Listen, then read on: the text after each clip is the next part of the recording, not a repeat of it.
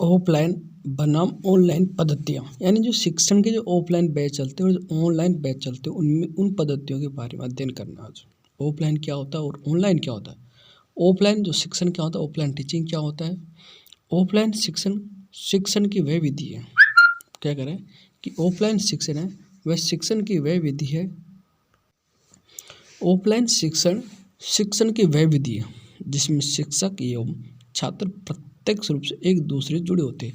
यानी ऑफलाइन क्या होता है, ऑफलाइन शिक्षण विधि वो होती है जिसमें छात्र और शिक्षक आपस में जुड़े हुए होते हैं। यानी कक्षा में बच्चे बैठे हुए और कक्षा में जो अध्यापक जो अध्यापन काम करा रहा है, ये होता है ऑफलाइन शिक्षण होता है। इसमें शिक्षक एवं अधिगमकर्ता जो छात्र होते हैं के मध्य प्रत्यक्ष संवाद होता है। क्या करें कि अध्यापक और छात्र के बीच में आमने सामने प्रत्यक्ष रूप से बातचीत होते हैं, संवाद होता है, जिससे अधिगमकर्ता प्रत्यक्ष रूप से अपने विचार प्रश्न सुझाव देकर संतुष्ट होते हैं। जिसे अधिगम करता क्या होता है, जिसमें अध्यापक होता है वो अपने सामने जो बैठे हुए बच्चों को उनके विचार अपने विचारों को बच्चों के प्रश्नों जो उत्तर है उनको सुझाव दे करके उन्हें संतुष्ट करता है। अधिगम करता विभिन्न अध्ययन सामग्रियों को, जो सीखने वाला जो छात्र होता है वह विभिन्न अध्ययन सामग्रियों को प्रत्यक्ष रूप से स्पर्श कर उससे प्रभावित होता है। इसमें शिक्षार्थी को कक्षा में शामिल होकर ही शिक्षण करना पड़ता है। ऑनलाइन शिक्षण क्या होता है, ऑनलाइन टीचिंग क्या होती है। ऑनलाइन शिक्षण क्या होता है कि ऑनलाइन शिक्षण कंप्यूटर आधारित नेटवर्क से संबंधित होता है। यानी कंप्यूटर आधारित होता है, ये मोबाइल से संबंधित होता है, नेटवर्क से संबंधित है, कंप्यूटर आधारित नेटवर्क से संबंध होता है ऑनलाइन शिक्षण का। और इस शिक्षण प्रणाली को ई लर्निंग कहा जाता है। ऑनलाइन शिक्षण प्रणाली कहा जाता है, ई लर्निंग कहा जाता है। पूछ सकते हैं वर्तन कि ऑनलाइन शिक्षण प्रणाली को क्या कहा जाता है, तो ई लर्निंग प्रणाली ऑनलाइन शिक्षण प्रक्रिया को कहा जाता है। इसमें इंटरनेट आधारित विभिन्न प्रकार की सेवाओं का उपयोग किया जाता है। इस ऑनलाइन के अंदर इंटरनेट आधारित विभिन्न सेवाएं उनका उपयोग किया जाता है, नहीं प्रयोग किया जाता, उपयोग किया जाता है। जैसे सोशल मीडिया पर साइट्स एवं ऐप आते हैं। जैसे कोई ऑनलाइन शिक्षण कराने अपना कोई ऐप बनाया गया, कोई सोशल मीडिया पर जो साइट्स होती है उस खोला गया, तो इसमें शिक्षक शिक्षार्थी से वीडियो ऑडियो के माध्यम से जुड़े होते हैं। इसमें क्या अध्यापक के सामने बच्चे बैठे नहीं होते, इसमें क्या होते हैं वीडियो के माध्यम से अध्यापक से जुड़े हुए होते हैं। वीडियो अध्यापक रिकॉर्ड करता है या लाइव चलाता है तो वीडियो और ऑडियो के माध्यम से जुड़े होते हैं। इस शिक्षण पद्धति में शिक्षार्थी घर से शिक्षण प्राप्त कर लेता है। इसमें क्या होता है, जो विद्यार्थी होता है अपने घर बैठे बैठे भी शिक्षण प्राप्त कर लेता है। वर्तमान में सरकार द्वारा इसे वर्तमान समय में इस ऑनलाइन शिक्षण प्रक्रिया को बढ़ावा दिया जा रहा है। इसके लिए सरकार ने ई पाठशाला, स्वयं योजना, स्वयं प्रभा जैसे कार्यक्रमों का संचालन किया जा रहा है। यानी ऑनलाइन शिक्षण पद्धति के लिए ई पाठशाला, स्वयं योजना और स्वयं प्रभा जैसे कार्यक्रम चलाए जा रहे हैं। ऑनलाइन बनाम ऑफलाइन पद्धति में क्या अंतर है कि ऑनलाइन शिक्षण और ऑफलाइन जो शिक्षण पद्धति उसके बीच में क्या अंतर है। देखो ऑनलाइन क्या होता है, ऑनलाइन शिक्षण पद्धति में समय कम लगता है। एक तो ऑनलाइन क्या घर बैठे बच्चा अपने आप घर बैठे बच्चा मोबाइल से पढ़ सकता है, इसमें समय नहीं लगता है। ऑफलाइन शिक्षण पद्धति में समय ज़्यादा लगता है। बच्चा विद्यालय जाएगा, वहाँ बैठेगा, अध्यापक आए उसके बाद में पढ़ाएगा, तो इसमें समय अधिक खर्च होता है, जबकि ऑनलाइन में समय कम लगता है। ऑनलाइन शिक्षण पद्धति में संसाधनों की आवश्यकता अधिक पड़ती है। अब ऑनलाइन के लिए इंटरनेट भी चाहिए, मोबाइल भी चाहिए, कंप्यूटर भी चाहिए, इनके लिए क्या शिक्षण संसाधनों की आवश्यकता अधिक होती है। जबकि ऑफलाइन में संसाधन कम आवश्यकता होती है। ऑफलाइन में क्या हुआ, अध्यापक आया, बोर्ड है, चौक और अपना अध्यापन कार्य करवाया। ऑनलाइन शिक्षण पद्धति को कहीं भी प्राप्त किया, ऑनलाइन शिक्षण पद्धति को कहीं भी घर बैठे प्राप्त कर सकता है, कहीं खेत में जाकर कर सकता है, कहीं भी अपने मोबाइल खोला और ऑनलाइन अध्ययन कर सकता है। जबकि ऑफलाइन क्या एक विद्यालय में या अपने कक्ष में ऑफलाइन शिक्षण पद्धति कहीं भी प्राप्त नहीं कर सकता, अपने कक्षा कक्ष में प्राप्त किया जा सकता है। ऑनलाइन शिक्षण पद्धति में ज्ञान की विविधता अधिक होती है। ऑनलाइन के माध्यम से शिक्षण पद्धति में ज्ञान की विविधता मतलब अलग अलग अध्यापकों से अपना अलग अलग ज्ञान प्राप्त कर सकते हैं। जबकि ऑफलाइन शिक्षण में ज्ञान की विविधता कम होती है, उसमें फिक्स होता है, अपना अध्यापक के पास गए और वहीं से शिक्षक कार्य किया। ऑनलाइन शिक्षण पद्धति में स्वयं प्रभा ये मुख्य शिक्षण पद्धति का प्रमुख स्थान है। ये विधि है स्वयं प्रभा या मुख्य शिक्षण पद्धति का अधिक प्रयोग किया जाता है। ऑफलाइन शिक्षण पद्धति में किताबें होगी, पत्रिकाएं, समाचार पत्र आदि का प्रमुख स्थान रखता है। ऑनलाइन शिक्षण पद्धति में छात्रों के मध्य केवल सृजनशीलता को बढ़ावा मिलता है, बल्कि ज्ञान की विविधता व समग्रता में विस्तार होता है। ऑनलाइन में क्या छात्रों को सृजनशीलता को बढ़ावा मिलता है, ज्ञान की विविधता का भी मिलता है और समग्रता में विस्तार होता है। ऑफलाइन शिक्षण पद्धति ज्ञान के एक पक्ष का ही विस्तार करती है, इसमें ज्ञान में विविधता का बल नहीं मिलता है। ऑनलाइन शिक्षण पद्धति में छात्र नित्य नए नए प्रतिमानों को प्राप्त करने, ज्ञान में वृद्धि करने और सफलता प्राप्ति में आगे बढ़ रही कि ऑनलाइन शिक्षण पद्धति में क्या करते छात्र नए नए प्रतिमानों को प्राप्त करने के लिए ज्ञान में वृद्धि करने और सफलता प्राप्ति में आगे बढ़ रही। ऑनलाइन वाले में ऑफलाइन शिक्षण पद्धति अभी भी अपने पारंपरिक चाल से चल रही है। ऑनलाइन शिक्षण पद्धति में कम समय लगने का अर्थ होता है कम ऊर्जा का सेवन। ऑनलाइन शिक्षण पद्धति में कम समय लगता है, इसका अर्थ क्या होता है कम ऊर्जा का सेवन करना, कम कार्बन डाइऑक्साइड का उत्सर्जन करना और कम संसाधनों की खपत होना, जबकि ऑफलाइन शिक्षण पद्धति में ठीक इसके विपरीत कार्य करती है। नोट, हाल ही की ब्रेडन हॉल की रिपोर्ट ने इस बात की जानकारी मिली है कि जो ऑनलाइन शिक्षण पद्धति में ऑफलाइन शिक्षण पद्धति की तुलना में 40 से 60% कम समय लगता है। यानी अभी जब अध्ययन से नई स्टडी से पता चलता है कि जो ऑनलाइन शिक्षण पद्धति है जो ऑफलाइन शिक्षण पद्धति से मान लीजिए ऑफलाइन शिक्षण पद्धति में मान लीजिए 1 घंटा लगता है तो इसमें लगभग 20 मिनट में काम हो जाता है। यानी इसे 40 से 60% तक यानी लगभग आधा समय तो कम में लगता ही है। ऑनलाइन और ऑफलाइन पद्धति के ऑनलाइन शिक्षण पद्धति और ऑफलाइन शिक्षण पद्धति के क्या लाभ है? शिक्षण पद्धति के अंतर्गत दोनों पद्धतियों का अपना अलग अलग महत्व, ऑनलाइन का भी अपना महत्व और ऑफलाइन का भी महत्व है, लेकिन तीव्रता और गहनता की दृष्टि से ऑनलाइन शिक्षण पद्धति काफ़ी प्रभावकारी है। लेकिन क्या तीव्रता के आधार पर यानी हमें बहुत जल्दी अध्ययन करना तो उसके लिए और गहनता से अध्ययन करना तो ऑनलाइन बहुत आवश्यक है, प्रभावकारी है। ऑनलाइन शिक्षण पद्धति में सूचनाओं का संग्रहण न केवल तीव्रता से होता है बल्कि विविधता की दृष्टि से इसका महत्व ज़्यादा है। यानी ऑनलाइन शिक्षण पद्धति में कोई भी काम एक जल्दी नहीं बल्कि विविधता के साथ में होता है। इसके बावजूद ऑफलाइन शिक्षण पद्धति का महत्व कम नहीं होती है। इसके बावजूद भी ऑनलाइन इतना फ़ायदा होने के बाद भी ऑफलाइन का इतना महत्व कम नहीं होता है, बल्कि ऑफलाइन शिक्षण पद्धति के लिए कम संसाधन की आवश्यकता पड़ती है। तो संसाधन कम चाहिए, कम पैसों में सस्ती से सस्ती शिक्षण सामग्री क्रय किया जा सकता है। वस्तु तो दोनों पद्धतियों की अपनी अपनी महत्ता है, दोनों के सम्मिलित प्रयास से शिक्षण का सर्वांगीण स्वरूप को प्राप्त किया जाना आसान होता है।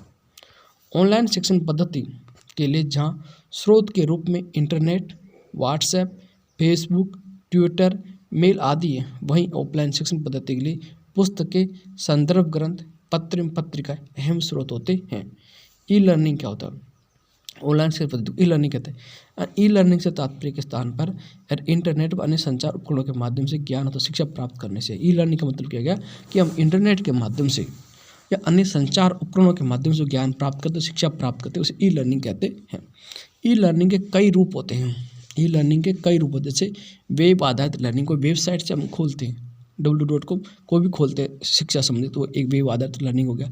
कंप्यूटर पर हम आधारित लर्निंग कर सकते हैं, मोबाइल से कर सकते हैं, वर्चुअल क्लासरूम आदि के जैसे कोई गूगल मीट का आधार वर्चुअल कक्षा रूम दे सकते हैं। इसके माध्यम से छात्र किसी भी स्थान पर किसी भी समय ऑनलाइन सामग्री से ज्ञान प्राप्त कर सकते हैं। इसका कोई समय फिक्स नहीं है, कभी भी ज्ञान प्राप्त कर सकता, कहीं भी कर सकता है। ई लर्निंग के कुछ उदाहरण निम्न है, जैसे स्वयं का विस्तार रूप क्या है? Study web of active learning for young aspiring minds. ये स्वयं का एक पूरा नाम, एस स्टडी, डब्ल्यू से web, S active learning for young aspiring minds, ये होता है स्वयं का विस्तार रूप है। हिंदी में इसका रूपांतरण हिंदी में रूपांतरण क्या होता है कि युवा आकांक्षी मन के लिए सक्रिय अधिगम का वेब अध्ययन। कहा क्या है कि जो युवा लोग हैं उनके जो आकांक्षी मन के लिए सक्रिय अधिगम का एक वेब अध्ययन है, इसका अर्थ होता है स्वयं का।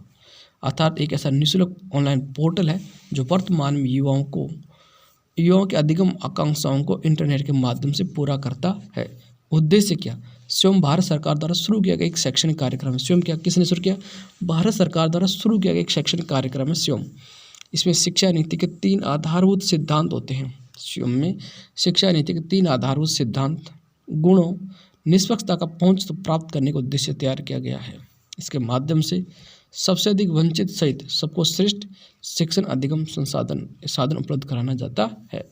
विशेषतः कि इसके अंदर देश का कोई भी व्यक्ति पंजीकरण करा सकता है। इसमें देश का कोई व्यक्ति स्वयं के अंदर इस ऑनलाइन पंजीकरण करा सकता है और शिक्षा ग्रहण कर सकता है। यदि कोई छात्र स्वयं की पहल के माध्यम से प्रमाण करना चाहता है तो मामूली शुल्क पर प्रमाण पत्र उपलब्ध कर दिया, नाम मात्र शुल्क दी जाती है और उसको प्रमाण पत्र दे दिया जाता है। इस विशेषता इस पहल के माध्यम से सभी अध्ययन सामग्री और कक्षा में हुई परीक्षणों के वीडियो को निःशुल्क विद्यार्थी उपलब्ध कराया जाता है। यानी इस जो स्वयं जो पहल है, इसके माध्यम से अध्ययन सामग्री होती है उसको कक्षा में जो परीक्षण जो वीडियो विद्यार्थियों को निःशुल्क उपलब्ध कराया जाता है। विदित हो कि इसके माध्यम से उच्च माध्यमिक विद्यालय स्तर से स्नातक स्तर तक का पाठ्यक्रम उच्च माध्यमिक 12वीं से उच्च माध्यमिक स्तर से 11वीं से ऊपर कक्षा वाला से लेकर के BA तक की जो पाठ्यक्रम इस स्वयं में उपलब्ध होता है। उल्लेखनीय है कि जो स्वयं कोर्सेज के द्वारा 9 शिक्षण संस्थानों को समन्वयक के तौर पर नियुक्त किया जाता है। 9 शिक्षण संस्थान है जो इसका समन्वयक के तौर पर नियुक्त किया गया और जो विविध कोर्सेज उपलब्ध कराने के लिए शैक्षणिक संसाधन उपलब्ध कराएंगे। स्वयं मंच मानव संसाधन विकास मंत्रालय, अखिल भारतीय तकनीकी शिक्षा परिषद तथा माइक्रोसॉफ्ट की सहायता से बनाया गया है। किसके जो स्वयं प्लेटफॉर्म है, इस स्वयं प्लेटफॉर्म किसने, मानव संसाधन विकास मंत्रालय ने, अखिल भारतीय तकनीकी शिक्षा परिषद ने और माइक्रोसॉफ्ट की सहायता से बनाया गया है। यह लगभग 2000 पाठ्यक्रम तथा 80,000 अधिगम घंटों की होस्टिंग में सक्षम 2000 पाठ्यक्रम तथा 80,000 अधिगम घंटों की होस्टिंग में सक्षम है, जिसमें स्नातक, स्नातकोत्तर और इंजीनियरिंग, विधि या अन्य व्यावसायिक पाठ्यक्रम इसमें शामिल किए जाते हैं। अब ये क्या, स्वयं प्रभा, ये तो स्वयं था, अब एक और है स्वयं प्रभा। मानव संसाधन जो विकास मंत्रालय द्वारा शुरू की गई 32 चैनलों वाली, कितने चैनल वाली, 32 चैनल वाली स्वयं प्रभा छात्रों को निःशुल्क अनिवार्य शिक्षा प्रदान करने वाली एक पोर्टल है। देख लो, ये स्वयं प्रभा था, ये कितने चैनल वाले, 32 चैनल है। 32 चैनलों के माध्यम से निःशुल्क शिक्षा प्रदान, ऑनलाइन शिक्षा प्रदान करती है स्वयं प्रभा। इस पोर्टल के माध्यम से स्कूल से लेकर के कॉलेज तक के सभी छात्रों को, स्कूल से लेकर के कॉलेज तक के सभी छात्रों को शिक्षा मिलती है। उसमें तो केवल उच्च माध्यमिक से ही और स्नातक स्तर का था, जब इसमें कॉलेज तक हो गया। स्कूल से लेकर के देश के लगभग 1000 से अधिक शिक्षकों ने पाठ्यक्रम को तैयार करने में अपना योगदान दिया। यानी जो ये स्वयं प्रभा जो पाठ्यक्रम को तैयार करने में 1000 से अधिक अध्यापकों ने अपना सहयोग दिया। और इस योजना की शुरुआत वर्ष 2017 में की गई थी। कब की गई थी, यानी इसकी शुरुआत 2017 से की गई है। किसी स्वयं प्रभा की, इसका उद्देश्य क्या है, जो स्वयं प्रभा योजना उसका उद्देश्य क्या है, आर्थिक रूप से कमजोर वर्ग के छात्रों, पिछड़े वर्ग के समाज में शामिल छात्रों को अच्छी शिक्षा प्रदान करना। कोई बच्चा हमारा आर्थिक दृष्टि से कमजोर बच्चा है, कोई पिछड़े समाज में है, तो उन छात्रों को क्या करना, छात्रों को अच्छी शिक्षा प्रदान करना स्वयं प्रभा का उद्देश्य है। स्वयं प्रभा की सहायता से छात्र बिना किसी व्यय के भय से अच्छी शिक्षा प्राप्त कर सकते। इसके माध्यम से छात्र को बिना डर, ना कोई उसमें अध्यापक पीटेगा, ना कोई इसमें पिटाएगा डर है, तो आज के बिना किसी भय से अच्छी शिक्षा प्राप्त कर सकेंगे। ऐसे में ये पद्धति 9वीं से 12वीं तक स्तर के बालकों के लिए लाभकारी होती है। 9वीं कक्षा से लेकर 12वीं तक के बालकों के लिए बहुत लाभकारी होती है। इस योजना की सहायता से, किस योजना की सहायता से, जो स्वयं प्रभा योजना की सहायता से देश के दूर दराज के बच्चों लाभान्वित होंगे, जिन संसाधनों के अभाव में शिक्षा से वंचित होना पड़ता है। साथ ही प्रतियोगी परीक्षा के लिए पद्धति अधिक सहायक होती है, जिसमें 11वीं और 12वीं कक्षा तक के छात्र शामिल किए जाते हैं। इस योजना का मूल उद्देश्य अच्छे शिक्षकों द्वारा छात्रों को शिक्षा उपलब्ध कराना है। इस योजना का जो स्वयं प्रभा योजना का मूल उद्देश्य क्या है कि अच्छे अध्यापकों के द्वारा छात्रों को शिक्षा उपलब्ध कराना है, ताकि धनाभाव की वजह से अच्छे शिक्षकों से शिक्षा से वंचित बच्चे लाभान्वित हो सके। समाज के कुछ छात्र ऐसे हैं जो तकनीकी शिक्षा के अभाव में पूरी तरह से अद्यतन नहीं है, अतः स्वयं प्रभा के माध्यम से उनकी इस तरह की समस्या को दूर किया जाना आसान हो गया है। विशेषता क्या है इसकी, इस योजना के अंतर्गत कला, विज्ञान, गणित, कला प्रदर्शन, सामाजिक विज्ञान और मानविकी के विषयों, इंजीनियरिंग, प्रौद्योगिकी, कानूनी, चिकित्सा, कृषि आदि के रूप में पाठ्यक्रम आधारित पाठ्य सामग्री दिखाई जाएगी। इसके अतिरिक्त प्रारंभ में कार्यक्रम अंग्रेजी भाषा में दिखाए जाएंगे, लेकिन कुछ समय बाद अन्य क्षेत्रीय भाषाओं में भी पाठ्यक्रम को उपलब्ध कराने की व्यवस्था की जाएगी। मूक्स क्या होता है, मूक्स का विस्तार रूप होता है massive online open course. MOOCs का विस्तार रूप होता है कि massive online open course, MOOCS, massive online open course. MOOCs का विस्तार होता है, पूछ सकता है कि मूक्स का विस्तार क्या है, कि मैसिव ऑनलाइन ओपन कोर्स। ये विश्वविद्यालय के स्तर के लिए ऐसे ऑनलाइन पाठ्यक्रम, कॉलेज स्तर पर होते, विश्वविद्यालय स्तर के लिए ऑनलाइन पाठ्यक्रम है कि जो सामान्य लोगों के लिए खुले हुए हैं। ऑनलाइन के विश्वविद्यालय स्तर के पाठ्यक्रम है जो सामान्य लोगों के लिए ऑनलाइन खुले हुए। इसके माध्यम से लोगों को अपने लिए किसी विशेष विषय पर लोगों से अंतर्राष्ट्रीय स्तर पर जुड़ने का मौका मिलेगा। साथ ही एक दूसरे से टिप्पणी और तर्क वितर्क के माध्यम से निरंतर जुड़ा जा सकता है। यानी मूकलैंड में कोई भौगोलिक सीमा नहीं है। उपरोक्त गुणों के साथ मुक्स के कुछ दोष भी हैं, जैसे व्यक्तिगत स्तर पर किसी परेशानी का सामना कर रही विद्यार्थी किसी प्रकार की सहायता नहीं मिल पाती। इनमें क्या आता है, ऑनलाइन अधिकतर ये प्रॉब्लम यही होती है कि जो बच्चा किसी को चीज़ समझ में नहीं आई तो किसी को पूछ नहीं सकता है। चूँकि मुक्स पर लोक संख्या अधिक होती है, अतः व्यक्तिगत शिक्षण कार्य के लिए यह अधिक उपयोगी नहीं, व्यक्तिगत रूप से किसी काम के लिए अधिक उपयोगी नहीं होता है।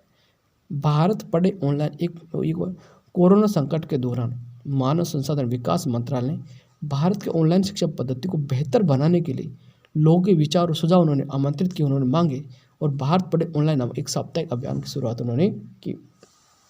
किसने की? मानव संसाधन विकास मंत्रालय ने। इस अभियान का उद्देश्य था ऑनलाइन शिक्षा प्रणाली में उपस्थित किसी भी बाधा को समाप्त करने, यानी ऑनलाइन शिक्षा में जो भी बाधा को समाप्त करना, और मानव संसाधन विकास मंत्रालय के साथ प्रत्यक्ष रूप से सुझाव साझा करने की दिशा में भारत का सर्वाधिक प्रभावशाली व्यक्तियों को आमंत्रित करता है। भारत पर ऑनलाइन यानी इसमें जो भी समस्या आ रही है उन समस्याओं सुझाव मांगता है ये मानव विकास मंत्रालय। विद्यादान 2.0, विद्यादान 2.0 इस कार्यक्रम का प्रारंभ मानव संसाधन विकास मंत्रालय ने ई शिक्षण से संबंधित विशेष सामग्री में योगदान करने के लिए किया गया था। विद्यादान एक राष्ट्रीय कार्यक्रम है जिसमें व्यक्ति, शिक्षक, शिक्षाविद, विषय विशेषज्ञ आदि को संगठन, विद्यालय आदि शिक्षा के क्षेत्र में शिक्षण में योगदान कर सकते हैं। विद्यादान कार्यक्रम की शुरुआत विशेष रूप से कोविड-19 पृष्ठभूमि में छात्रों, विद्यालय उच्च शिक्षा स्तर दोनों के लिए ई शिक्षण विषय सामग्री बढ़ती आवश्यकता और शिक्षण में वृद्धि के लिए स्कूली शिक्षा के साथ डिजिटल शिक्षा को एकीकृत करने की तत्काल आवश्यकता को पूरा करने के लिए किया गया था। ई पाठशाला क्या होते हैं? ई पाठशाला क्या है? यह ऑनलाइन शिक्षण को बढ़ावा देने की दिशा में महत्वपूर्ण पहल है। ई पाठशाला क्या है कि ऑनलाइन शिक्षा को बढ़ावा देने के लिए महत्वपूर्ण पहल है। ई पाठशाला जो ऑनलाइन अध्ययन सामग्री उपलब्ध कराता है। यह एक ऐसा पोर्टल ऐप है ई पाठशाला जिसके माध्यम से मानव संसाधन विकास मंत्रालय एवं NCERT द्वारा, मानव संसाधन विकास मंत्रालय और NCERT दोनों ने ई पाठशाला कार्य दोनों द्वारा चला जाता है। संयुक्त रूप से 2015 में प्रारंभ किया गया था। ई पाठशाला का कब प्रारंभ किया गया? 2015 में। किसने प्रारंभ किया? ये मानव संसाधन विकास मंत्रालय NCERT दोनों ने मिलकर के 2015 में। इसमें NCERT कक्षा 1 से लेकर के 12 तक का अध्ययन सामग्री, यानी जो NCERT की जो कक्षा होते हैं NCERT का, जिसमें NCERT का कोर्स इसमें मिलता है 1 से लेकर 12 तक का। शिक्षण सहायक सामग्री, शिक्षण से संबंधित मॉडल तथा आदि संसाधन निःशुल्क उपलब्ध होते हैं। एक टेक्स्ट बुक सामग्री के साथ ऑडियो वीडियो के रूप में भी सामग्री उपलब्ध करता है। टेक्स्ट बुक तो कराता है, उसके साथ में ऑडियो और वीडियो के रूप में सामग्री उपलब्ध कराता है। यह शिक्षक और विद्यार्थी, माता पिता तथा शोधकर्ता है जैसे महत्वपूर्ण लोग उपलब्ध कराता है। शिक्षक हो गया, विद्यार्थी हो गया, माता पिता, इनके लिए महत्वपूर्ण लोग उपलब्ध है। इसकी महत्वपूर्ण विशेषता यह है कि यह निःशुल्क ही हमेशा पोर्टल पर उपलब्ध होता है, जो सभी के लिए काफ़ी महत्वपूर्ण है। इस प्रकार यह वर्तमान ऑनलाइन शिक्षण पद्धति में ऑनलाइन सामग्री उपलब्ध कराने का महत्वपूर्ण पोर्टल है। शिक्षण सहायक प्रणाली क्या होती है? शिक्षण सहायक प्रणाली टीचिंग सपोर्ट सिस्टम का अधिगम प्रक्रिया के दौरान ऐसे संसाधन जिनकी वजह से शिक्षण प्रक्रिया में तीव्रता से वृद्धि हुई है। ऐसी कोई संसाधन हो, ऐसे कोई साधन जिनकी वजह से शिक्षण प्रक्रिया में तीव्रता से प्राप्त हुई है, यानी शिक्षण सहायक प्रणाली कहलाती है। शिक्षण सहायक प्रणाली किसे कहते हैं? कि अधिगम प्रक्रिया के दौरान ऐसे संसाधन जिनकी वजह से शिक्षण प्रक्रिया में तीव्रता से वृद्धि होती है उसे शिक्षण सहायक प्रणाली कहते हैं। ये 3 प्रकार की होती है। परंपरागत शिक्षण प्रणाली, इस परंपरागत शिक्षण प्रणाली क्या कहते हैं कि प्राचीन काल में गुरुकुल में शिक्षा का अध्ययन किया जाता था। से बात है, शिक्षक अपने आश्रम में छात्रों पढ़ाई करते थे, वे शिष्यों को कार्य भी देते थे जिसे प्रत्येक विद्यार्थी बड़ी शालीनता से करते थे। उदाहरण के लिए हमें रामायण और महाभारत दिखाई देता है। जैसे महाभारत काल में कौरव पांडवों को गुरु द्रोणाचार्य ने शिक्षा दी, वही रामायण में राम, लक्ष्मण, भरत को गुरु वशिष्ठ ने भी शिक्षा दी थी। लेकिन इस काल की शिक्षण व्यवस्था का सबसे बड़ा दोष यह था कि शिक्षण कार्य केवल राजा महाराजाओं के वंशों को लिखा जाता था। आम जनमानस की शिक्षण पद्धतियों को जानकारी न के बराबर, यानी जो राजा महाराजा था गुरुकुल में, उनमें राजा महाराजाओं को जो शिक्षा दी जाती, लेकिन आम जन को शिक्षा उस समय कोई उदाहरण नहीं मिलता, जानकारी के बराबर मिलती। साथ ही चूँकि प्राचीन काल में युद्ध करना, युद्ध में शामिल होना साथ आदि का प्रमुख कार्य था, अतः शिक्षा भी अस्त्र और शस्त्र की शिक्षा दी जाती थी। शस्त्र शिक्षा के अंतर्गत थोड़ा बहुत शास्त्र ज्ञान से परिचय कराया। शस्त्र शिक्षा थी, उसके अंदर थोड़ा जो क्या था, शास्त्रों के ज्ञान से परिचय कराया जाता था। लेकिन प्रमुख शिक्षा अस्त्र शिक्षा ही थी उस समय गुरुकुल में। प्राचीन काल की शिक्षा में सबसे बड़ी विशेषता नैतिक शिक्षा से जुड़ी हुई थी। नैतिक शिक्षा एक व्यक्ति को इंसान बनाती थी। इसमें सच्चाई, ईमानदारी, दया, धर्म और नैतिक ज्ञान आदि शिक्षा भी दी जाती थी। आधुनिक शिक्षण प्रणाली मॉडर्न टीचिंग सिस्टम है, उसमें क्या है कि आधुनिक शिक्षा के युग में लोगों की ज़िंदगी में काफ़ी काफ़ी परिवर्तन हुआ है। आधुनिक शिक्षा बालक के शारीरिक और मानसिक, सामाजिक और संवेगात्मक सभी प्रकार के विकास पर बल देता है। आज आधुनिक शिक्षण प्रणाली स्कूल, कॉलेज आदि में दी जाती है। बच्चा सुबह या दोपहर के समय स्कूल जाता है और सुबह से 5 घंटे की पढ़ाई करके पुनः वापस घर आता है। घर पर आकर वह अलग माहौल में होता है। कंप्यूटर से लेकर के प्रोजेक्टर तक सभी शैक्षिक संसाधन पर सभी शैक्षिक संसाधन पर उपलब्ध रहते हैं। साथ में इंटरनेट के माध्यम से अधिगम प्रक्रिया में तीव्रता का बल दिया जाता है। ऐसी शिक्षा व्यवस्था में बालक को क्रियाशीलता के आधार पर शिक्षा प्रदान करने के प्रोत्साहन, बाल बच्चा क्रियाशील हो, क्रिया पर आधारित शिक्षा दी जाती है। आजकल शिक्षा के लिए नई नई योजनाएं बनाई जा रही है। हमारे राष्ट्रीय सरकार, हमारी जो राष्ट्रीय सरकार है, इस बात की घोषणा कर चुकी है कि वह शीघ्र ही निरक्षरता के को देश में समाप्त कर देगा। जो अनपढ़ लोग हैं वो बिल्कुल भी एक बच्चा अनपढ़ नहीं रहेगा, इसको समाप्त कर देगी, ऐसा अक्षरता को समाप्त कर देगी। आईसीटी आधारित शिक्षण प्रणाली क्या है? सूचना संचार प्रौद्योगिकी में आईसीटी का एक व्यापक क्षेत्र है। आईसीटी बहुत बड़े क्षेत्रफल है जिसमें सूचना के संचार के लिए सभी प्रकार के प्रौद्योगिकी समाहित। इसमें सूचना के सभी प्रकार के प्रौद्योगिकी, इसमें radio, television, cell phone, computer आदि के अनुप्रयोग में सूचना प्रसारण किया जाता है। एक उच्च शिक्षा में शैक्षिक अवसरों का विस्तार करने, उच्च शिक्षा के क्षेत्र में उल्लेखनीय विकास और शिक्षा की गुणवत्ता बढ़ाने के लिए महत्वपूर्ण साधन है। इसे दूरवर्ती स्थानों पर पढ़ाई की गुणवत्ता बढ़ाई जा सकती है। इसमें उच्च शिक्षा के संस्थानों में अधिक पारदर्शिता प्रणाली लाने से शिक्षण की प्रक्रिया और अनुपालन के मापदंडों को मजबूती मिलने की संभावना है। यह छात्रों के प्रदर्शन, नियुक्ति, वेबसाइट और एनालिटिक्स और ब्रांड के ऑडिट के लिए सोशल मीडिया और मैट्रिक्स के विश्लेषण के प्रयोग में सहायक होता है। यह उपग्रह और अन्य माध्यमों द्वारा पाठ्यक्रम वितरण के साथ दूरस्थ शिक्षा सुविधाजनक बनाने में सहायक है। इसके माध्यम से लर्निंग और दूरस्थ शिक्षा कार्यक्रमों में ऑनलाइन शिक्षा माध्यम से शिक्षण अधिक रोचक और आसान हो रहा है। इसके माध्यम से शिक्षण को इंटरनेट तथा वर्ल्ड वाइड वेब के माध्यम से शिक्षार्थी तक पहुंचने में मदद मिलती है। यह शैक्षणिक संस्था के दिन प्रतिदिन प्रशासनिक और गतिविधि को सरल तथा पारदर्शी तरीके से नियंत्रित और समन्वय के साथ निगरानी करने में सहायक होता है। यह उच्च शिक्षण संस्थानों में पंजीकरण और नामांकन, पाठ्यक्रम आवंटन, उपस्थिति की निगरानी आदि की जानकारी उपलब्ध कराने में सहायक होता है। मूल्यांकन एवल्यूशन सिस्टम का मूल्यांकन प्रणाली क्या है? मूल्यांकन प्रणाली का विकास शिक्षा में एक नवीन दृष्टिकोण का परिणाम होता है, नए दृष्टिकोण पैदा करता है। आधुनिक शिक्षा प्रणाली के अंदर मूल्यांकन के अलग विभिन्न प्रविधियों उपयोग पर बल दिया है। मूल्यांकन में अलग अलग विधियों का प्रयोग किया जाता है।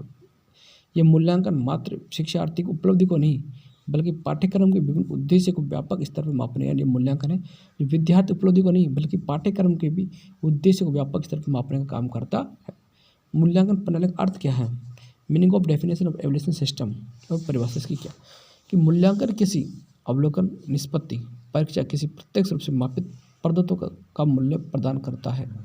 अन्य शब्दों में मूल्यांकन एक सकारात्मक और सतत प्रक्रिया है जो शैक्षिक उद्देश्य को सीमा निर्धारित करके उनकी प्राप्ति के स्तर को ज्ञात करवाकर उचित या अनुचित का निर्णय लेने में सहायता प्रदान करता है। इसका शाब्दिक अर्थ होता है निर्णय प्रदान करना। मूल्यांकन का शाब्दिक अर्थ क्या होता है? निर्णय प्रदान करना होता है। एडम्स के शब्दों में किसी प्रक्रिया या वस्तु के महत्व का निर्धारण मूल्यांकन करना है। कोठारी आयोग द्वारा दी गई परिभाषाओं के अनुसार मूल्यांकन एक निरंतर प्रक्रिया है, संपूर्ण शिक्षा प्रणाली का एकीकृत भाग है और शैक्षिक उद्देश्य से पूरी तरह संबंधित है। यह विद्यार्थियों की अध्ययन आदतों और शिक्षकों की निर्दिष्ट विधि पर अत्यधिक प्रभाव डालता है। इस प्रकार न केवल शैक्षिक उपलब्धियों अपितु इनके सुधार में भी सहायता करता है। मूल्यांकन प्रणाली का उद्देश्य क्या? Objective of evolution. मूल्यांकन प्रणाली का उद्देश्य क्या? मूल्यांकन सभी छात्रों की शैक्षिक उपलब्धि के स्तर को निर्धारित करता है। मूल्यांकन प्रणाली का प्रयोग शैक्षिक निष्पत्ति के आधार पर विद्यार्थियों को निर्देशन और परामर्श प्रदान करने के लिए किया जाता है। मूल्यांकन क्या किया जाता है? एक तो बच्चे की शैक्षिक उपलब्धि को जांचने के लिए किया जाता है। एक मूल्यांकन का प्रयोग जो शैक्षिक निष्पत्ति के आधार पर विद्यार्थियों के उस जो उपलब्धि जांच उसके बाद उसे क्या परामर्श दिया जाए, उसे क्या निर्देश इसके बाद इसके लिए किया जाता है। इसके माध्यम से छात्रों ग्रेडिंग, मूल्यांकन छात्रों ग्रेडिंग की जाती है, छात्रों वर्गीकरण किया जाता है और उसकी प्रोन्नति का भी आकलन किया जाता है कि छात्र कितनी उन्नति, इस बात का भी मूल्यांकन आकलन किया जाता है। मूल्यांकन के बाद में जब पता चलता है कि कौन सा बच्चा सर्वश्रेष्ठ उसने अपना योगदान दिया तो उसे पुरस्कार और छात्रवृत्ति प्रदान की जाती है। मूल्यांकन के आधार पर विद्यार्थी असफलताओं के कारणों का पता लगाकर उनका निवारण करने का मूल्यांकन आवश्यक है। मूल्यांकन से पता चलता है कौन छात्र असफल हुआ तो उसकी कमजोरी पता लगा करके उन्हें दूर करने का प्रयास किया जाता है मूल्यांकन के माध्यम से। मूल्यांकन से क्या कहते हैं, शिक्षक की शिक्षण प्रभावशीलता जानने के बाद शिक्षक अपना जो अध्ययन कराता है वो कितना प्रभावशाली, इस बात से मूल्यांकन से पता चलता है। शिक्षण की विधि में सुधार करने हेतु उसके विकास के लिए समय समय पर किया गया मूल्यांकन प्रभावी और परिणाम उत्पादक स्थिति प्राप्त करने के लिए अनिवार्य है। मूल्यांकन प्रणाली की विशेषता क्या होती है? मूल्यांकन प्रणाली की विशेषता क्या? व्यापक दृष्टिकोण मूल्यांकन का सर्वांगीण विकास पर बल देता है। मूल्यांकन क्या? सर्वांगीण विकास पर बल देता है। जब भी शिक्षण कार्य के लिए मूल्यांकन की बात की जाती है तो व्यापकता को विशेष महत्व दिया जाता है। व्यापकता को विशेष महत्व दिया जाता है मूल्यांकन प्रणाली में, क्योंकि शिक्षण कार्य में बालक की केवल शैक्षिक उपलब्धि का मूल्यांकन नहीं किया जाता है बल्कि उसके विकास के अन्य पक्षों पर भी ध्यान दिया जाता है। निरंतरता मूल्यांकन की महत्वपूर्ण क्या होती है? विशेषता होती है। इसी कारण मूल्यांकन को निरंतर चलने वाली प्रक्रिया कहा जाता है। ये मात्र परीक्षण की नहीं बल्कि शिक्षण मूल्यांकन प्रक्रिया का एक मुख्य भाग होता है। मूल्यांकन को निश्चित समय सीमा नहीं होती है, यह कहीं भी किया जा सकता है। मूल्यांकन निरंतर चलने वाली प्रक्रिया है। मूल्यांकन वैधता यानी मूल्यांकन का किसी भी उद्देश्य का मूल्यांकन करना हो तो उसका उद्देश्य का मूल्यांकन सफलतापूर्वक किया जा सकता है तो उन संसाधनों का पूर्ण वैध माना जाता है। विश्वास करने योग्य होता है। एक समान परिस्थितियों में किसी भी प्रश्न, परीक्षण या परीक्षा का उत्तर पूर्णतः एक ही प्रकार का होगा, ऐसा मापन विश्वसनीय कहलाएगा। यानी किसी भी तरीका से उसकी जांच करें उसका उत्तर एक ही आएगा तो उस विश्वसनीय मापन कहलाता है। वस्तुनिष्ठता वस्तुनिष्ठ तात्पर्य मूल्यांकन अथवा प्रश्न कैसे स्वरूप जिसका उत्तर एक ही हो उसका मूल्यांकन उद्देश्य स्पष्ट, यानी जो ऑब्जेक्ट टाइप जो प्रश्न होते हैं उनका उत्तर क्या फिक्स होता है, एक होता है तो उनका जांचने में कोई परेशानी नहीं होती, उनको मूल्यांकन उद्देश्य स्पष्ट होता है। वैज्ञानिक होने चाहिए, मूल्यांकन सत्य होनी चाहिए, यथार्थ होनी चाहिए, वैध होनी चाहिए, व्यवहारिक होनी चाहिए। वस्तुनिष्ठता के गुणों के पूर्ण लक्षणों के अनुकूल होने पर वैज्ञानिक दृष्टिकोण से पूर्ण हो सकता है। प्रश्नों निर्माण में वैज्ञानिकता भी होनी चाहिए। तार्किकता से अभिप्राय है कि मूल्यांकन पाठ्यक्रम के समस्त इकाइयों से प्रश्न पूछे जाने चाहिए, क्योंकि इसमें विद्यार्थियों को चयन प्रवृत्ति समाप्त हो जाती है। वह संपूर्ण अध्ययन हेतु तत्पर होता है। प्रश्न तार्किक स्तर पर तैयार किया जाए जिसमें वैज्ञानिकता की विशेषता के साथ तार्किकता का गुण भी आता है। तार्किक होना चाहिए। व्यवहारिक क्या होता है? मूल्यांकन व्यवहारिक होना चाहिए ताकि उसका क्रियान्वयन सफलतापूर्वक किया जा सके, अर्थात मूल्यांकन प्रक्रिया लागत, समय प्रयोग, सरलता की दृष्टि से वास्तविक, व्यवहारिक एवं कुशल होने चाहिए। मूल्यांकन प्रणाली के तत्व कौन कौन से? Elements of evolution of system. मूल्यांकन प्रणाली के तत्व कौन कौन से है? मूल्यांकन के कुछ प्रमुख तत्व होते हैं जो कि मूल्यांकन को अच्छा बनाने में साथ देते हैं, सहयोग करते हैं। इन तत्वों का देखो, मूल्यांकन के लिए क्या क्या? उच्च स्तर के समर्थन के साथ मूल्यांकन। उच्च स्तर के समर्थन के साथ क्या? शिक्षक का मूल्यांकन कैसे? पेशेवर शिक्षण मानकों पर आधारित होने चाहिए। क्या होना चाहिए? कि पेशेवर शिक्षण के मानकों पर आधारित होना चाहिए, जिससे पता चलता है कि शिक्षकों को क्या जानना चाहिए और क्या करने में सक्षम होना चाहिए। इसके अतिरिक्त शिक्षक को अपने प्रदर्शन पर नियमित रूप से समय पर प्रतिक्रिया और बेहतर बनने के लिए प्रयास करना चाहिए। साथ ही शिक्षकों के अतिरिक्त विद्यालय का वातावरण, शिक्षण उपकरण इत्यादि के भी शिक्षण प्रणाली को बेहतर बनाने में सहयोग करते हैं। इन सभी प्रक्रियाओं का लक्ष्य शिक्षक अभ्यास में व्यवस्थित रूप से सुधार करना और छात्रों को सीखने में वृद्धि करता है। विभिन्न स्रोतों के साक्ष्य को शामिल करना। सामान्य तौर पर प्रत्येक वर्ष के परीक्षणों के आधार पर छात्रों को सीखने के लाभ के उपाय शिक्षकों को बहुत कम जानकारी प्रदान करते हैं और पूरी तरह से निर्देश की गहराई को नहीं दर्शाते हैं। हम सभी जानते हैं कि एक संतुलित दृष्टिकोण सबसे अच्छा काम करता है। उदाहरण लिए शिक्षक अवलोकन, छात्र कार्य और छात्रों का आकलन इत्यादि होता है। जानकारी का उपयोग। शिक्षकों को रचनात्मक प्रतिक्रिया प्रदान करने के लिए जानकारी का उपयोग होना चाहिए, न कि उन्हें शर्मिंदा करने के लिए। इस तरह के प्रयास से शिक्षकों एवं शिक्षण प्रणाली में गुणात्मक रूप से वृद्धि होती है। मूल्यांकन प्रणाली में विश्वास पैदा करना। इसका तात्पर्य यह है कि शिक्षक को अभ्यास का पालन करने के लिए एक वैध उक्ति का प्रयोग करना चाहिए, जिससे सुनिश्चित हो सके कि वे कक्षाओं का निष्पक्ष और निरंतर निरीक्षण कर सकते हैं। इसके अतिरिक्त शिक्षक को कई बार अवलोकन करना चाहिए, अनेक पर्यवेक्षकों का उपयोग करना चाहिए। इससे शिक्षा एवं शिक्षण की आवश्यकता में सहयोग प्राप्त होता है। शिक्षक विकास और मूल्यांकन को सामान्य और राज्य मानक संरेखन करना है। कई दिनों से पता चला कि अधिकांश शिक्षक सामान्य को राज्य मानक को पूरा करने के लिए आवश्यक रूप से निर्देशात्मक कार्य को संभालने में एक लंबा रास्ता तय करते हैं, जबकि अधिकांश शिक्षक कक्षा प्रबंध कौशल में निपुण होते हैं। उदाहरण लिए शिक्षक को लंबे समय तक बहुत सारी सामग्री व्यवस्थित करने के लिए सिखाया जाता है, जबकि उच्च स्तर के प्रश्न पूछने कठिन चर्चा में छात्रों को शामिल करने के लिए नहीं सिखाया जाता है। शिक्षण प्रणाली को समय अनुकूल नवाचार से समायोजित करना चाहिए। शिक्षण प्रणाली उनमें नए नए संसाधनों का शामिल करने चाहिए। शिक्षक विकास और मूल्यांकन सार्वजनिक स्कूली शिक्षा के मिशन को प्राप्त करने के लिए एक वाहन के रूप में होना चाहिए। उस मिशन को शिक्षा के लिए भारी मॉडल से विकसित होना चाहिए, जो कई स्थानों पर एक नए प्रतिमान में मौजूद हो, छात्रों को जीवन, कॉलेज और करियर के लिए तैयार करेगा। अतएव शिक्षण प्रणाली में समयानुकूल नए प्रतिमानों, नवाचारों से समायोजित होना चाहिए। यह मूल्यांकन का एक प्रमुख तत्व है। मूल्यांकन प्रणाली का महत्व क्या, इंपॉर्टेंस ऑफ एवल्यूएशन सिस्टम क्या होता है। शिक्षण एक अनवरत चलने वाली प्रक्रिया है, अतः शिक्षार्थी में अधिगम के विकास और स्थिति की सही जानकारी प्राप्त करने के लिए सतत मूल्यांकन प्रणाली का होना आवश्यक है। मूल्यांकन एक व्यापक प्रणाली है जो शिक्षार्थी के व्यवहार के तीनों पक्षों, ज्ञानात्मक, भावनात्मक और क्रियात्मक पक्षों में हुई परिवर्तन का लक्ष्य निर्धारित करता है। क्या करता है मूल्यांकन, क्या करता है, उसकी बालक के जो तीन पक्ष, ज्ञानात्मक, भावात्मक, क्रियात्मक पक्ष, उसमें जो भी परिवर्तन उसका निर्धारण करता है। मूल्यांकन माध्यम से क्या होता है, शिक्षा को सामाजिक उद्देश्य और आवश्यकता के अनुरूप निर्धारित किया जाता है। भाई समाज में क्या उद्देश्य, समाज के सामाजिक उद्देश्य क्या, उसकी आवश्यकता क्या, उसका शिक्षा निर्धारित की जाती है। इन उद्देश्य प्राप्ति में सामाजिक और आदर्श आकांक्षा के अनुरूप हो रही है अथवा नहीं, इस हेतु मूल्यांकन बेहतर एक आवश्यक प्रक्रिया के रूप में कार्य करता है। मूल्यांकन प्रणाली कैसे एक उद्देश्यनिष्ठ प्रक्रिया। मूल्यांकन प्रणाली का एक उद्देश्यनिष्ठ प्रक्रिया, यह पूर्व निर्धारित उद्देश्य की प्राप्ति और उसकी उपलब्धि का आकलन करता है।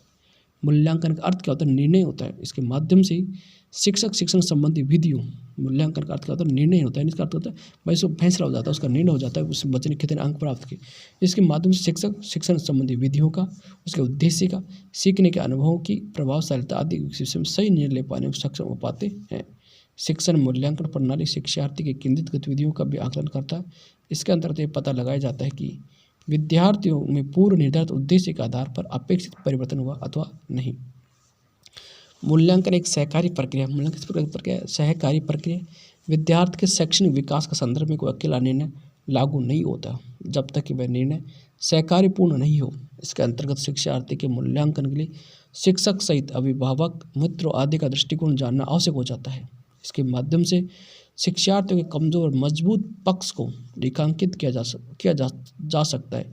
इसके बाद आवश्यक निर्देश दिए जा सकते हैं। छात्र जीवन के सही मार्गदर्शन में निर्णायक होते हैं। यह प्रणाली विद्यार्थी को अधिक प्रयास करने की प्रेरणा देती है। मूल्यांकन से छात्र सजग हो जाता है और अधिक बेहतर परिणाम तो अपने प्रयास तेज कर देता है। इसके माध्यम से चयन प्रक्रिया, नियुक्ति, पदोन्नति और वर्गीकरण जैसे निर्णय अधिक व्यावसायिक ढंग से लेने की प्रवृत्ति की ओर बढ़ता है। मूल्यांकन प्रणाली कितने प्रकार होते हैं। मनोवैज्ञानिकों ने मूल्यांकन प्रणाली के 4 भागों में बांटने का प्रयास किया। एक है निर्माणात्मक या रचनात्मक मूल्यांकन। मूल्यांकन के कितने प्रकार है, उसमें एक है निर्माणात्मक या रचनात्मक मूल्यांकन। क्या होता है, बालकों के विकास के लगातार प्रतिपुष्टि के लिए निर्माणात्मक मूल्यांकन का उपयोग किया जाता है। जो बालकों विकास जो लगातार प्रतिपुष्टि मिल रही है उसके लिए हम क्या करते हैं, निर्माणात्मक मूल्यांकन का उपयोग किया जाता है। इसके अंदर शिक्षक अध्यापन शिक्षण के दौरान ये जांच करते हैं कि बच्चों ने अभिवृत्तियों और अभिभूतियों तथा ज्ञान को कितना प्राप्त किया है। यह मूल्यांकन अध्याय के बीच बीच में किया जाता है। निर्माणात्मक मूल्यांकन को आंतरिक मूल्यांकन भी कहा जाता है। क्या करें कि जो निर्माणात्मक मूल्यांकन होता है उसे आंतरिक मूल्यांकन भी कहा जाता है। इस मूल्यांकन के द्वारा छात्र शिक्षण उद्देश्य प्राप्त करने के लिए अपनी सफलता या विफलता के विषय में प्रतिपुष्टि प्राप्त कर सकते हैं। योगात्मक, संकल्पनात्मक और अंतिम मूल्यांकन क्या होता है, योगात्मक और संकल्पनात्मक और अंतिम मूल्यांकन, यह मूल्यांकन सत्र की समाप्ति के बाद होता है। इसके अंतर्गत शिक्षक ये जांच करते हैं कि बच्चों ने ज्ञान को किस सीमा तक ग्रहण किया। योगात्मक मूल्यांकन में मौखिक रिपोर्ट, परियोजनाओं, लिखित परीक्षा और शिक्षकों द्वारा किए गए आंतरिक मूल्यांकन को शामिल किया जाता है। यह कार्यक्रम का महत्व ज्ञात करने की एक विधि है। इसे भारी मूल्यांकन भी कहते हैं।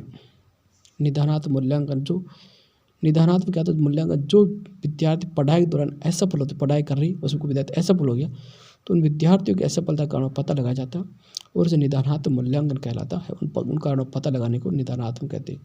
यह परीक्षण अधिक विस्तृत और व्यापक होता है। स्थानांतरण मूल्यांकन क्या होता है, इस मूल्यांकन का उद्देश्य शिक्षण सामग्री के लिए शिक्षार्थी के साथ सामंजस्य स्थापित करना होता है।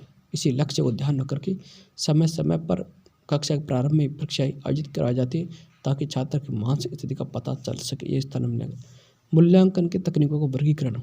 मूल्यांकन को मात्रात्मक गुणात्मक तकनीक के रूप में वर्गीकृत किया जाता है। मूल्यांकन को एक मात्रात्मक रूप से गुणात्मक तकनीक के रूप में इसे बांटा जाता है। मात्रात्मक तकनीकें क्या होती है कि मात्रात्मक या परिमाणात्मक तकनीक के अंतर्गत निम्न परीक्षाओं का वर्णन किया जाता है। मात्रात्मक या परिमाणात्मक तकनीक के अंतर्गत निम्न परीक्षाओं को शामिल किया जाता है। लिखित परीक्षा क्या होती है कि लिखित परीक्षा पेंसिल प्रश्न के नाम से भी की जाती है। लिखित परीक्षा को पेंसिल प्रश्न के नाम से जाना जाता है।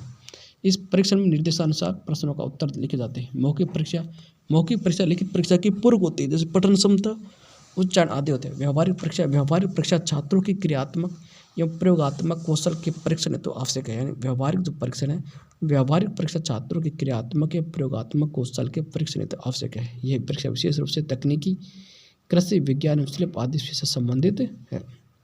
गुणात्मक तकनीकी क्वालिटिव टेक्निक। गुणात्मक तकनीक के अंतर्गत संचित रिकॉर्ड, अवलोकन, साक्षात्कार एवं क्रम निधान आदि का वर्णन किया गया है। गुणात्मक तकनीक के अंतर्गत संचित रिकॉर्ड, अवलोकन, साक्षात्कार एवं क्रम निधान आदि का वर्णन किया गया है, जो इस प्रकार है। संचित रिकॉर्ड, कम्युनिटिव रिकॉर्ड्स, ये अध्यापकों द्वारा छात्रों की गतिविधियों को जांचने के लिए तैयार किया गया है। अध्यापकों द्वारा छात्रों की गतिविधियों को जांचने के लिए तैयार किया गया है आलेख है, जिसके आधार पर उनकी प्रगति का मूल्यांकन किया जाता है। इससे छात्रों की रुचि और अभिवृत्तियों का सामाजिक समायोजन के प्रगतिशील विकास का रिकॉर्ड रखा जाता है। इसके अंतर्गत वास्तविक रिकॉर्ड, छात्रों के डायरी आदि का भी प्रयोग प्रक्रिया में किया जाता है। अवलोकन, ऑब्जर्वेशन। अवलोकन तकनीकी का प्रयोग नियंत्रित और अनियंत्रित दोनों स्थितियों में छात्रों के व्यवहार का मूल्यांकन करने के लिए किया जाता है। साक्षात्कार क्या होता है कि गुणात्मक शोध में साक्षात्कार एक ऐसी तकनीक है जिसमें प्रश्नों के माध्यम से सूचनाओं को प्राप्ति की जाती है। कुछ विशेष मूल्यांकन तो साक्षात्कार तकनीक को महत्वपूर्ण स्थान है, क्योंकि सामान्य छात्र लिखने की अपेक्षा बातचीत करने में अधिक सहज महसूस करते हैं। यानी जो बच्चा लिख नहीं सकता वो आराम से अपनी बात बोल के बता सकता है। क्रम निर्धारण करना, रेटिंग, इसके लिए तकनीक किसी विशेष स्थिति, वस्तु या विचार के विषय में निर्णय तथा अभिव्यक्ति से संबंधित होती है। इसके अंदर छात्रों के समक्ष कोई विशेष स्थिति, वस्तु या आलेख आदि प्रस्तुत किए जाते हैं, जिस पर उन्हें अपना निर्णय देना होता है। उनके द्वारा लिए गए निर्णय के आधार पर रेटिंग दी जाती है।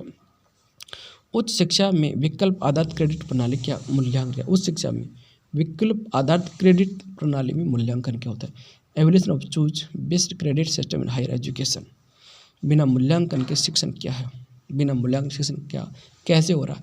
इसकी दिशा सही है या नहीं स्पष्ट नहीं हो पाता। अतः शिक्षण और मूल्यांकन एक दूसरे के पूर्ण जुड़े हुए। क्या कह रहा है कि इससे पता नहीं, मूल्यांकन में बिना पता नहीं चल पाता। जब हम अध्ययन करा रहे बच्चा सीख रहा है, नहीं सीख पा रहा, कितना सीखा कितना नहीं, इस बात का बिना मूल्यांकन पता नहीं चलता। अतः शिक्षण और मूल्यांकन दोनों के एक दूसरे के पूर्ण जुड़े हुए हैं। विकल्प आधारित क्रेडिट प्रणाली क्या होती है? विकल्प आधारित क्रेडिट प्रणाली पाठ्यक्रम की वह प्रणाली है, जिसमें छात्र पाठ्यक्रम को चुनने का विकल्प होता है। विकल्प आधारित, इसमें बच्चा को विकल्प दिया जाता है, उसे अलग अलग सब्जेक्ट दिए जाते हैं, उसमें बच्चा अपनी इच्छा के अनुसार अपने सब्जेक्ट को चूज करता है। पाठ्यक्रम चुनने का विकल्प होता था। इसमें विज्ञान के विद्यार्थी कला, वाणिज्य और अन्य विषय को चुनने का जो विकल्प होता है उसे कहते हैं विकल्प आधारित क्रेडिट प्रणाली होती है। दिल्ली विश्वविद्यालय ने सत्र 2015-16 पाठ्यक्रम को स्नातक पाठ्यक्रम में शामिल किया है। पाठ्यक्रम को स्नातक के पाठ्यक्रम में शामिल किया गया। इसका मूल विचार छात्रों की आवश्यकताओं को ध्यान में रखना है, ताकि भारत व विदेशों में उच्च शिक्षा के क्षेत्र में आधुनिकता बनी रहे। इसमें पाठ्यक्रम मूल निर्वाचित मृदु कौशल पाठ्यक्रम के रूप में भी संदर्भित होता है। ये प्रणाली सभी केंद्रीय, राज्य और मान्यता प्राप्त विश्वविद्यालय के लिए एक समान होती है। इसके 3 प्रमुख पाठ्यक्रम होते हैं: मूल, वैकल्पिक और बुनियादी। एक प्रभावी और संतुलित परिणाम प्रदान करने में तीनों मुख्य पाठ्यक्रम का मूल्यांकन उपयोग किया जाता है। क्रेडिट प्रणाली के मूल्यांकन के तत्व क्या हैं? Elements of evolution of credit system. Credit प्रणाली के अंतर्गत मूल्यांकन के निम्नलिखित तत्व होते हैं। सेमेस्टर मूल्यांकन, सेमेस्टर के अनुसार इसमें एक छात्र विज्ञान, कला, वाणिज्य के लिए 3 साल और अभियांत्रिकी के लिए 4 साल पाठ्यक्रम के आधार पर प्रगति कर सकता है। सेमेस्टर प्रणाली देखिए कि जो विज्ञान, कला, वाणिज्य विद्या 3 साल में और अभियांत्रिकी का जो छात्र 4 साल में पाठ्यक्रम के आधार पर प्रगति कर सकता है। इसके अंतर्गत प्रत्येक सेमेस्टर 15 से 18 सप्ताह का शैक्षणिक कार्य, 15 से 18 सप्ताह एक शैक्षणिक कार्य होता है, वो जो 90 शिक्षण दिवस के रूप में होता है। क्रेडिट प्रणाली, प्रत्येक पाठ्यक्रम में निश्चित क्रेडिट सौंपा जाता है। प्रत्येक पाठ्यक्रम में निश्चित क्रेडिट सौंपा जाता है। जब छात्र पाठ्यक्रम उत्तीर्ण करता है तो उसे पाठ्यक्रम पर आधारित क्रेडिट प्राप्त होता है। यदि एक छात्र एक सेमेस्टर उत्तीर्ण करता है तो उसे दोहराना नहीं होता है। क्रेडिट हस्तांतरण क्या होता है? यदि छात्र कुछ कारणों से अध्ययन का भार सहन नहीं कर पाता है तो वह कम क्रेडिट प्राप्त करने का अधिकार रखता है, किंतु अगले सेमेस्टर में इस क्रेडिट की भरपाई करने की पूरी आज़ादी होती है। व्यापक निरंतर मूल्यांकन, इसमें छात्रवृत्ति का मूल्यांकन न केवल शिक्षकों द्वारा बल्कि छात्रों द्वारा स्वयं भी संभव होता है। ग्रेडिंग, यूजीसी ने 10 अंक की ग्रेडिंग प्रणाली शुरू की है जो कि मूल्यांकन में सहायक होती है। कितने अंक? 10 अंक की ग्रेडिंग, जो सर्वोत्तम आता है उसे ओ कहते हैं। उस 10 अंक, जिसने मान 10 में से 10 अंक प्राप्त कर लिए, उससे हम कौन सी ग्रेड ओ वाली देंगे। और ओ का अर्थ है सर्वोत्तम। जिसने 10 में से 9 अंक प्राप्त कर लिए उसे एक ग्रेड देंगे। और एक का अर्थ होता है अति उत्कृष्ट, और ये में भी प्लस वाला। और जिसने 8 अंक प्राप्त, ये देंगे एक में बहुत अच्छा। 7 में बी पॉजिटिव अच्छा, एंड 7 नंबर से बी पॉजिटिव वाला। 6 अंक बी औसत से ऊपर है। 5 वाला औसतन हो जाता है। 4 वाला पास हो गया, उसे पी कहेंगे, पास से औसतन हो गया। 0 अंक लाया उसे अनुत्तीर्ण कहते हैं, फेल। अर्ध को 0 अंक एब्सेंट, उसे ए बी अनुपस्थित, ए बी लगाया जाता है, एब्सेंट है। इस प्रकार विकल्प आधारित क्रेडिट प्रणाली का क्रियान्वयन एक छात्र के समग्र प्रदर्शन को सिंगल सिस्टम के सार्वभौमिक तरीके से मूल्यांकन करने की दिशा में अच्छा प्रणाली मानी गई है। कंप्यूटर आधारित जांच क्या है? Computer based testing. कंप्यूटर आधारित जांच डिजिटल संसाधनों के माध्यम से होती है। इसमें इंटरनेट आधारित कंप्यूटर पर जांच होती है। इसके माध्यम से इंटरनेट वातावरण में इसका मूल्यांकन भी होता है। इंटरनेट वातावरण में इसका मूल्यांकन होता है। कंप्यूटर आधारित जांच विद्यार्थी यूजर आईडी और पासवर्ड आवंटित किया जाता है ना। कंप्यूटर विद्यार्थी यूजर आईडी और पासवर्ड डाला जाता है। ये पूर्व व्यवस्थित कंप्यूटर और सॉफ्टवेयर में दर्ज होता है। जांच के समय विद्यार्थी निर्धारित जांच केंद्र पर पहुंचकर जांच देता है। इसमें विद्यार्थी यूजर आईडी और पासवर्ड से सहायता से निर्देशित मान के अनुरूप निर्धारित समय में परीक्षा प्रारंभ करता है। जांच प्रारंभ होते ही समय की गणना प्रारंभ हो जाती है। इसमें अगले प्रश्न और सेव करने में सेव एंड नेक्स्ट का बटन होता है जिसका प्रयोग किया जाता है। इसमें विभिन्न रंगों के बटन का उपयोग किया जाता है, ये बताने के लिए आपसे कितने प्रश्न किए गए, कितने बाकी आदि। जांच समाप्त होते ही सबमिट बटन का प्रयोग करना होता है जिससे आपकी जांच प्रति कंप्यूटर के सॉफ्टवेयर में सेव हो जाती है। सबमिट बटन के प्रयोग के बाद कंप्यूटर स्क्रीनिंग पर जांच का विवरण आ जाता है जिसमें विवरण होता है कि आपने कितने प्रश्न किए और कितने छोड़े हैं। कंप्यूटर आधारित जांच पर मूल्यांकन क्या होता है? कंप्यूटर आधारित जांच का मूल्यांकन कंप्यूटर में सॉफ्टवेयर के माध्यम से होता है। जांच का मूल्यांकन कम समय में होता है। छात्र भी संतुष्ट होता है। उसका विवरण उसे खंडवार कम समय में मिल जाता है। छात्रों की संख्या की अधिकता पर इस पर दबाव नहीं पड़ता है। मूल्यांकन की त्रुटियों की संभावना कम होती है। पारदर्शिता को बढ़ावा मिलता है। एक साथ अनेक विद्यार्थी की जांच संभव होती है। इसके माध्यम से विद्यार्थी द्वारा मांगी गई जांच रिपोर्ट की पूर्ति एवं पुनः मूल्यांकन में आसानी से मिलती है। मूल्यांकन प्रणाली में नवाचार कैसे करें? मूल्यांकन क्या प्रणाली? नवाचार मूल्यांकन शिक्षण और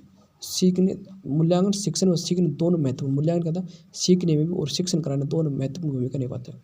इसमें नवाचार का महत्वपूर्ण योगदान होता है। वर्तमान की आवश्यकता और वर्तमान पद्धतियों में नई तकनीकों का समावेश कर मूल्यांकन की प्रक्रिया को सरल व पारदर्शी तथा त्रुटिहीन तथा गुणवत्तापूर्ण बनाता है। कुछ महत्वपूर्ण नवाचार विधि इस प्रकार की: प्रश्नावली को जटिल व प्रासंगिक मुद्दे पर आधारित बनाकर मूल्यांकन करना है। प्रश्नावली को जटिल व प्रासंगिक मुद्दे पर आधार बनाकर मूल्यांकन करना। इसे उन मुद्दों को शामिल करना जिसमें शिक्षार्थी प्रभावित होता है। इसमें शिक्षार्थी की बौद्धिकता तथा उद्देश्य दोनों का मूल्यांकन संभव होता है। शिक्षार्थी बच्चों को साक्षात्कार के माध्यम से मूल्यपरक मूल्यांकन कर उसे इस समय विद्यार्थी को शामिल कर उसे प्रश्नों को पूछकर भी मूल्यांकन किया जाता है जिसमें बौद्धिकता को, आत्मविश्वास को बढ़ावा मिलेगा और शिक्षण मूल्यांकन में सकारात्मक होगा। विद्यार्थी से किसी पत्र के विषय में जानकर उनके उस पत्र के पक्ष में विचार जानकर भी बौद्धिकता को मापा जा सकता है। ऐसे किसी अन्य घटना को विशिष्ट उनके प्रोजेक्ट के कार्य में भी समाहित कर उन्हें शिक्षण प्रक्रिया का मूल्यांकन प्रभावी बनाया जा सकता है। शिक्षण कार्य को दृश्यपरक तंत्रों की सहायता से रुचिकर बनाकर नवीन तकनीकों की सहायक सामग्री बनाकर शिक्षार्थी की रुचि को पैदा कर शिक्षण में योगदान को बढ़ाकर तुलनात्मक परियोजना तथा कार्य कुशलता में व्यक्तिगत प्रभाव डालकर भी शिक्षण प्रक्रिया मूल्यांकन को प्रभावी बनाया जा सकता है। शिक्षण में शिक्षार्थी के लक्ष्योन्मुखी प्रयोजन के माध्यम से भी मूल्यांकन किया जाता है। इस प्रकार वर्तमान में नवीन तकनीकी ऑडियो वीडियो द्वारा संचालित तकनीकों, कंप्यूटर आधारित तकनीकों, व्यक्तिगत प्रभाव आदि का उपयोग मूल्यांकन प्रभावी बनाने में किया जाता है। शिक्षण और मूल्यांकन का परस्पर संबंध क्या है? कि correction between the teaching and evolution. शिक्षण एक प्रक्रिया जिसके द्वारा छात्रों को सीखना सरल हो जाता है। एक सामाजिक प्रक्रिया होती है, इस पर एक प्रत्येक देश की सामाजिक दर्शन व्यवस्था पर मूल्य टिके होते हैं। वस्तुतः शिक्षण को व्यापक अर्थ में सब कुछ सम्मिलित किया जाता है जो मनुष्य अपने संपूर्ण जीवन में सीखता है। इसके अंतर्गत मनुष्य में औपचारिक या अनौपचारिक माध्यम से शिक्षण प्रक्रिया को आगे बढ़ाते हैं। मूल्यांकन इसी सीखने की प्रक्रिया को निर्धारित करने के लिए किया जाता है। विदितों के मूल्यांकन को भारतीय शिक्षा आयोग द्वारा वर्ष 1916 में परिभाषित किया गया कि मूल्यांकन एक सतत प्रक्रिया है, शिक्षण प्रक्रिया के महत्वपूर्ण अंग होता है और बिना मूल्यांकन के शिक्षण क्या कैसे हो रहा, इसकी दिशा सही है या नहीं स्पष्ट नहीं बताता। शिक्षण और मूल्यांकन एक दूसरे से पूर्णतः जुड़े हुए हैं। थैंक यू दोस्तों, जानकारी अच्छी लगी तो हमारे चैनल को सब्सक्राइब कीजिए।